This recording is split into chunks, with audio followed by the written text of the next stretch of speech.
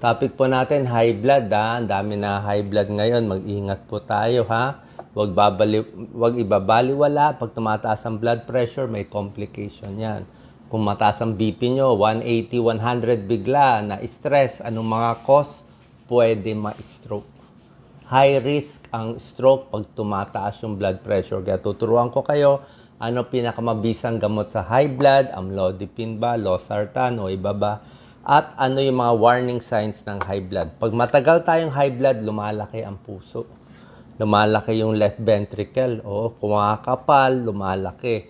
So pag lumalaki, meron ding gamot na maganda dyan kasi ayaw natin mag-heart failure. Okay? So ano ba yung mabisa? Ayan, high blood. Ano muna ang normal na blood pressure? Okay, ang pinakamaganda, yung blood pressure ng binata, lagi ko sinasabi, 120/80. Pag tumaas ng 120, 129, normal pa rin yan. Okay lang yan. Pag 130 to 139 ang systolic, unang numero, 80 to 89 yung second number, medyo mataas na. Pwede pa, pero medyo elevated na. Pataas na yan. At paglampas na ng 140, yung systolic, 140 o 90, high blood na po yan.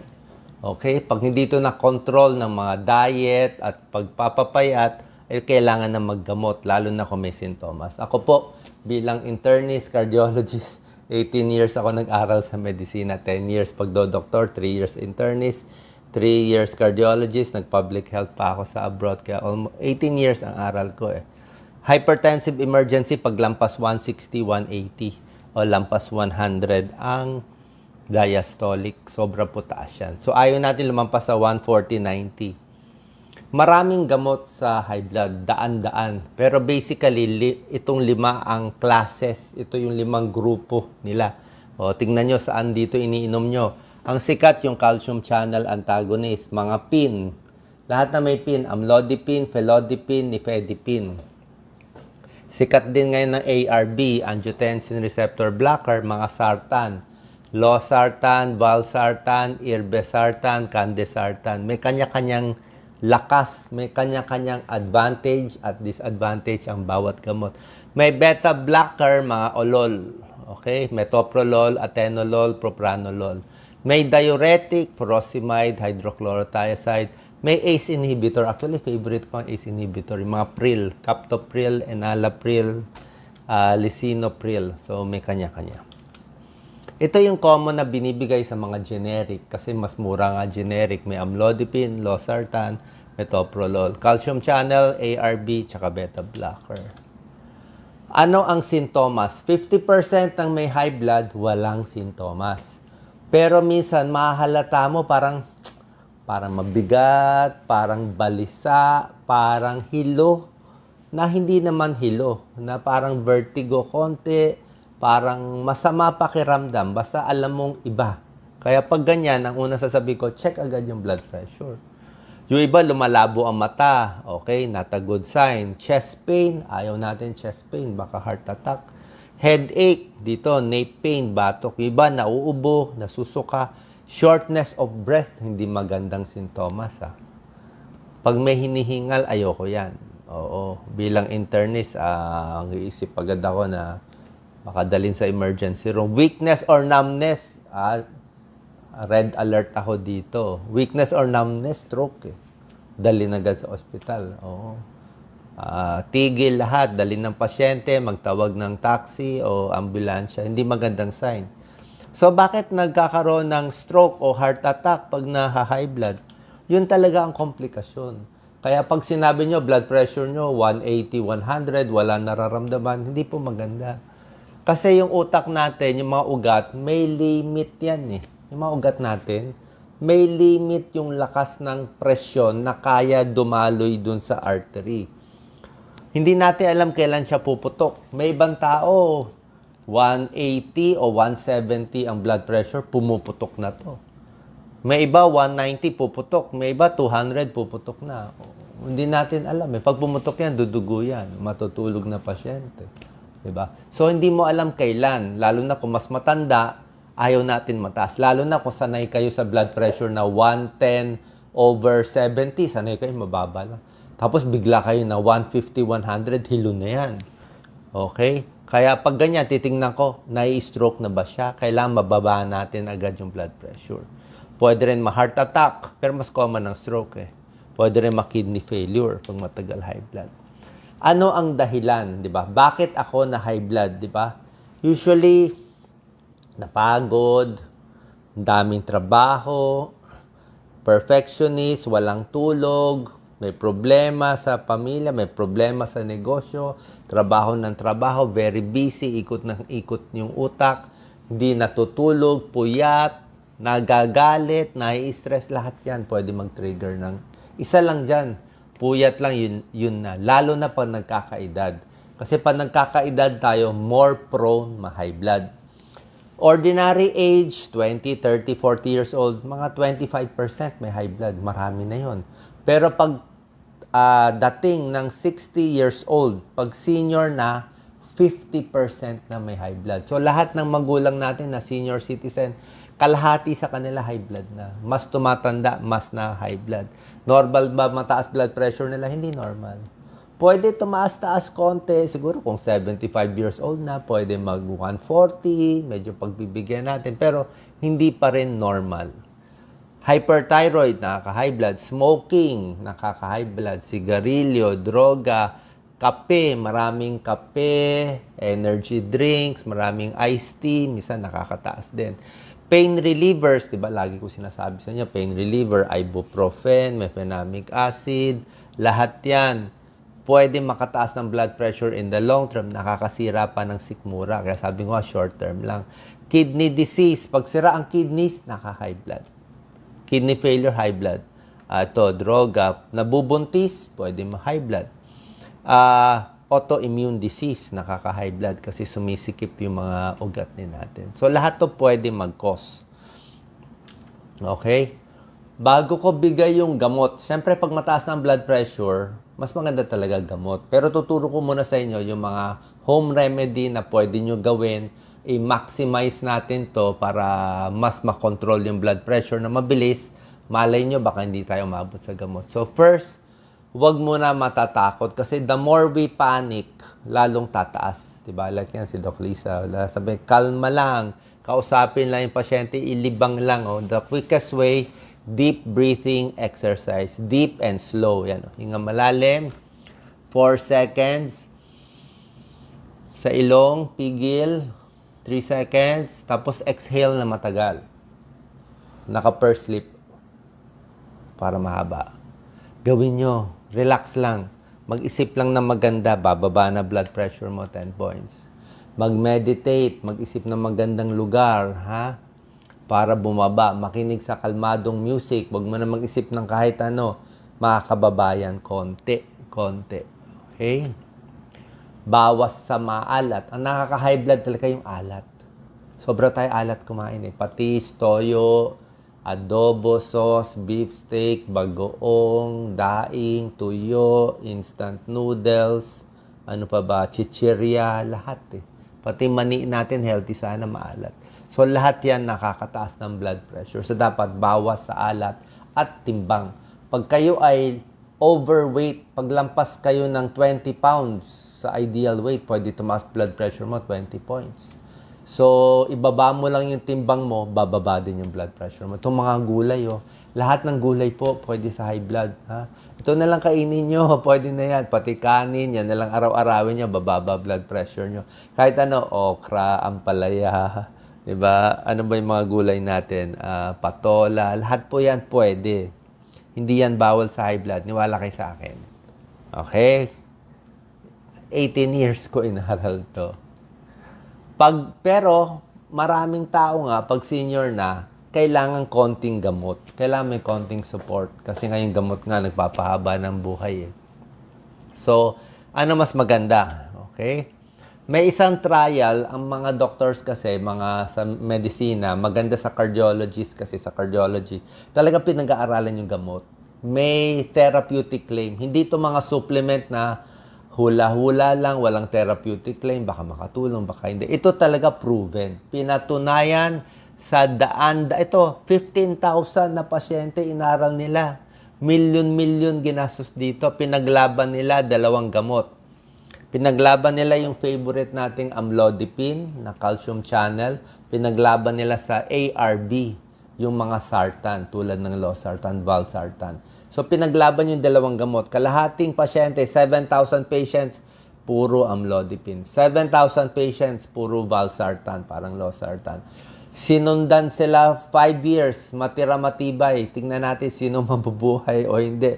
After 5 years, sino mas mahaba buhay, sino mas hindi na stroke, para mapatunayan. Kumbaga to parang boxing match to eh. Para tong Pacquiao Mayweather. Pinaglaban talaga sino talaga mas mabisa.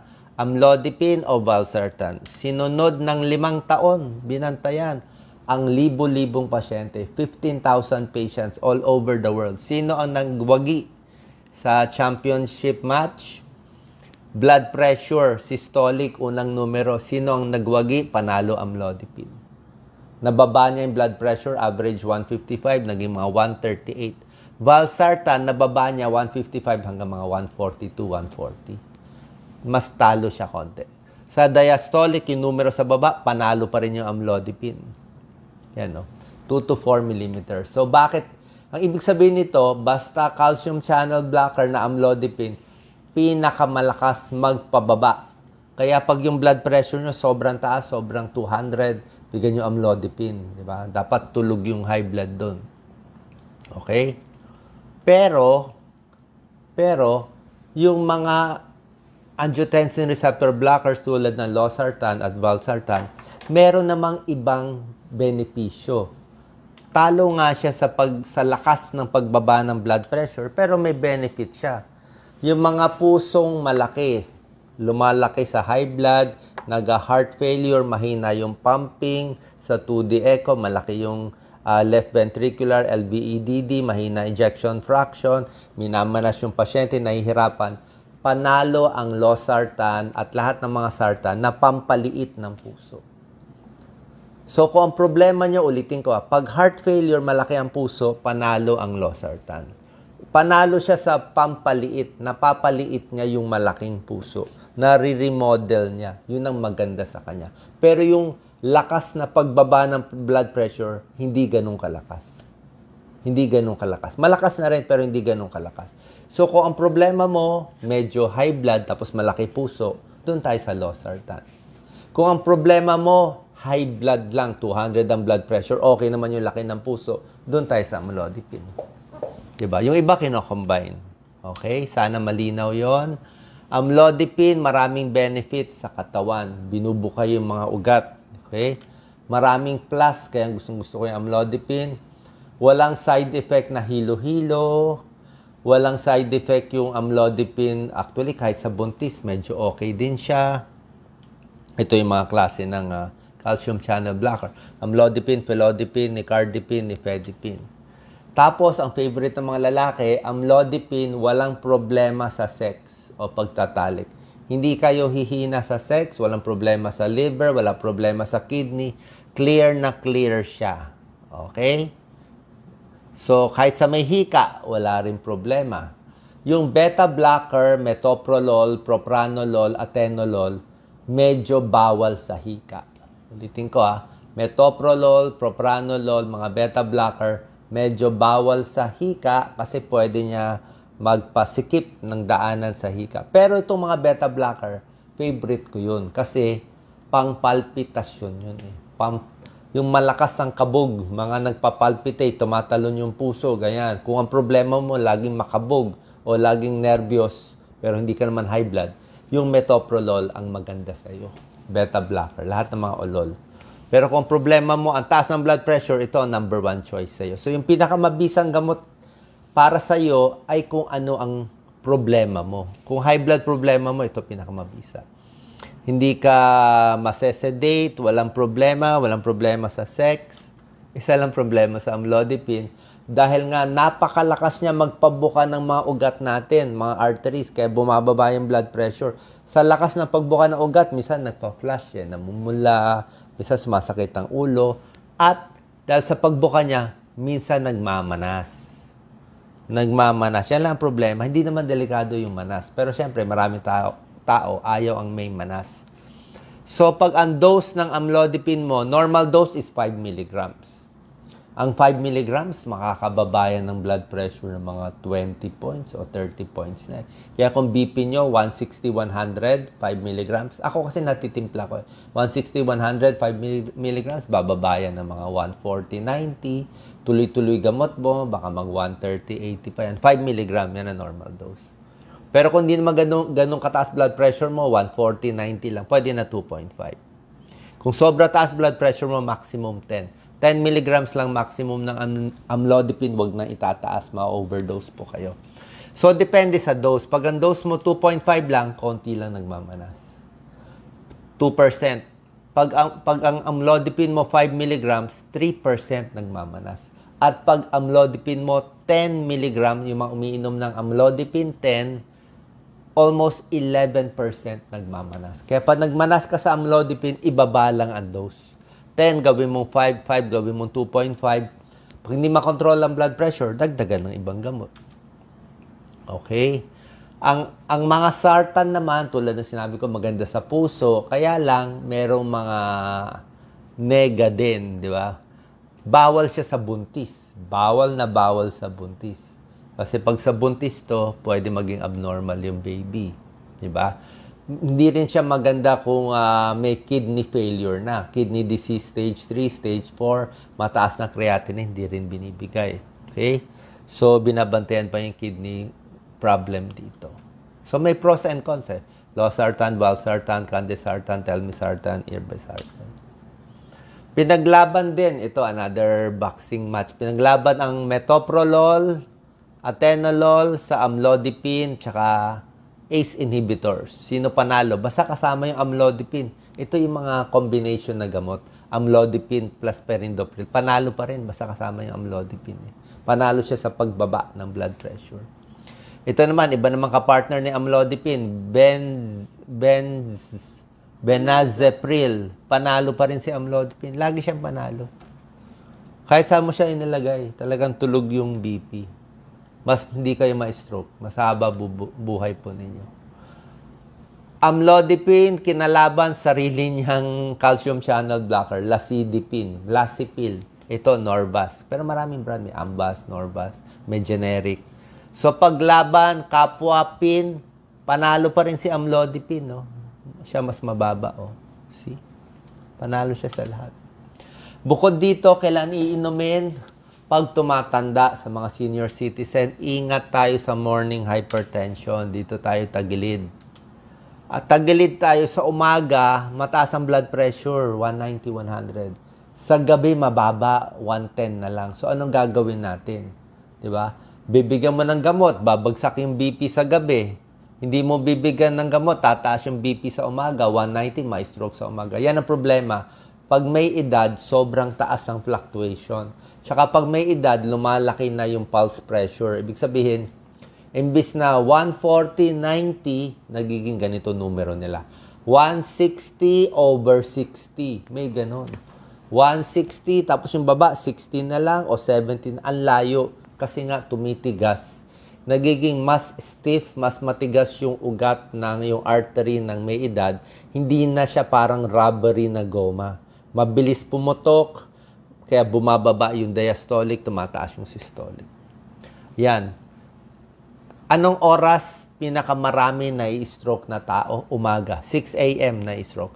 5 a.m., 6 a.m. hanggang 9 a.m. Bakit? Pagising, sobrang stress, gusto pumasok, ang daming iniisip, naiinita, na-excite, hindi pa nakakainom ng gamot.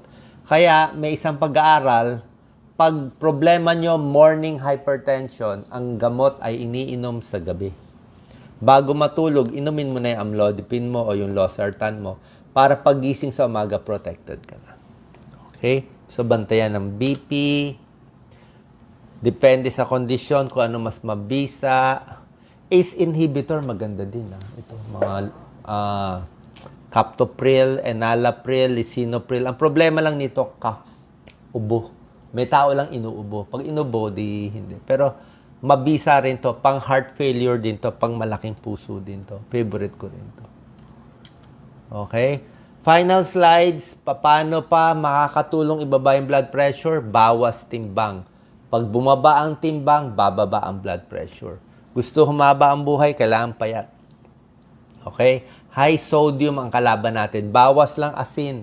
Yung mga sarsa ng adobo, sinigang, minsan yung sinigang mix natin ng alat eh. Ketchup din maalat. Konti lang, di ba? Beef steak maalat. So, instant noodles, wag nyo na inumin yung sabaw. Tapon nyo na yung sabaw, yung noodles na lang kainin nyo.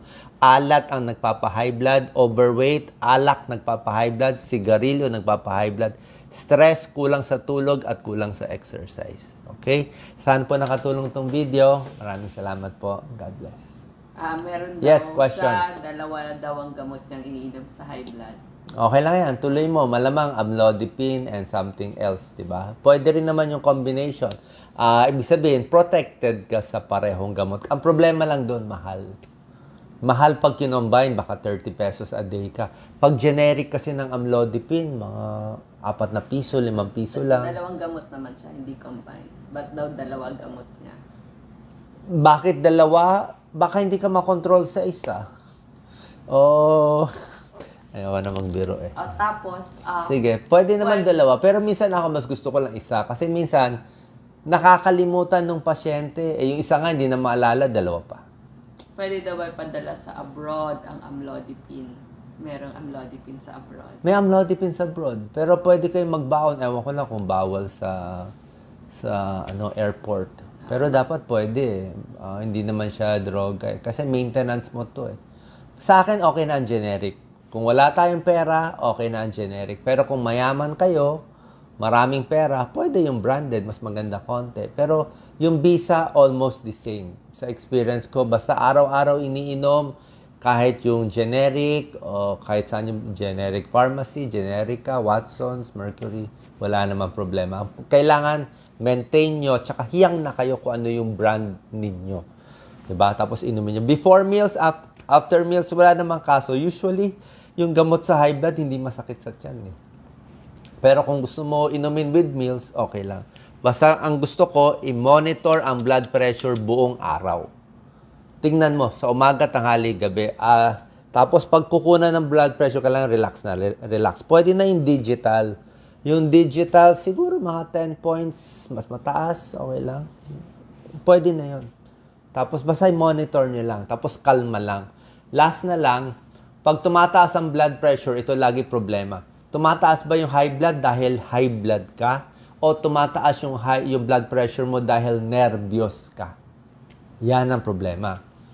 Kung high blood mo, talagang high blood, talagang may nangyayari sa katawan mo, gamot. Pero kung nervyosa, nagpapanik, naha-high blood din yon. Iba ang gamot doon.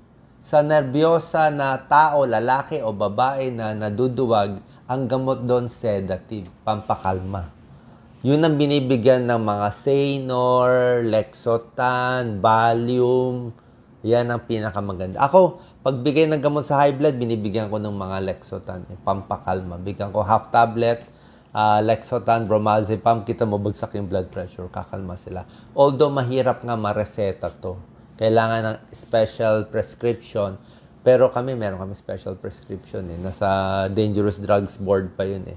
Pero may mga doktor, may S2 license, katulad ko, pwede magreseta nitong mas maselan na sleeping pills o itong mga anti-anxiety medicine na maganda sa high blood. Kung wala kayo nito, di inom na lang ng tubig. So, tulad ng sinabi ko, relax lang at kalma lang. Pwede na tubig, pampakalma. Maraming naka-amlodipine plus sartans, tapos nakakamanas ba ang amlodipine? Nakakamanas siya pag depende sa dose. Sa 5 mg, hindi ka dapat magmanas. 5 mg, 3% lang nagmamanas. 97% din nagmamanas. Tsaka ba nagmamanas, sa gabi nga itaas ang paa. Taas mo lang ang paa. Sa akin pag may konting manas, tiisin nyo na lang. Kung konti lang naman. Kasi pag tinanggal natin to, ayaw nyo ng manas, tinanggal natin to, nag-losartan tayo, baka hindi makontrol yung blood pressure nyo eh. Imbis na controlled kayo, ang baba less, pag amlodipine kasi, less heart attack, less stroke, less death, less namamatay. Mas gusto ko controlled yung BP. Yung manas, taas na yung pa. At least may konting amlodipine, at least 5 milligrams konti. At least meron kang konting protection. Tsaka maganda sa amlodipine, 35 hours yung epekto niya. 1.5 days, believe ka ba sa gamot? Pero mga epekto niya, 1.5 days, 2 araw na may epekto pa konti. So, kahit nakalimutan mo, pwede pa siya. Hindi katulad ng losartan, parang 8 hours, 12 hours lang. So, nakainom ka, 12 hours protected, mamayang gabi, nakalimutan mo, wala na protection, taas na BP. Amlodipine, nainom mo ngayon, kinabukasan, nandiyan pa sa dugo mo eh. Talagang malakas siya. Kasi proven naman eh. Tsaka mura lang, maraming generic mo yan. Okay? Bawal daw ba kumain ng ampalaya pag high blood? Dapat kumain ka ng ampalaya pag high blood. Araw-araw kumakain ng ampalaya. Baka yung sinasabi niya siguro pang anemic yun. Ang sinasabi niya, hindi high blood, anemic, kulang ka sa pula. Ito, kulang sa pula. Maputla. Pag maputla ka, kulang puro regla, kulang sa dugo, kumain ng ampalaya, tataas yung iron sa dugo. Pero hindi ka ma-high blood doon. Hindi yung... Okay? Maraming salamat po. God bless po. Thank you.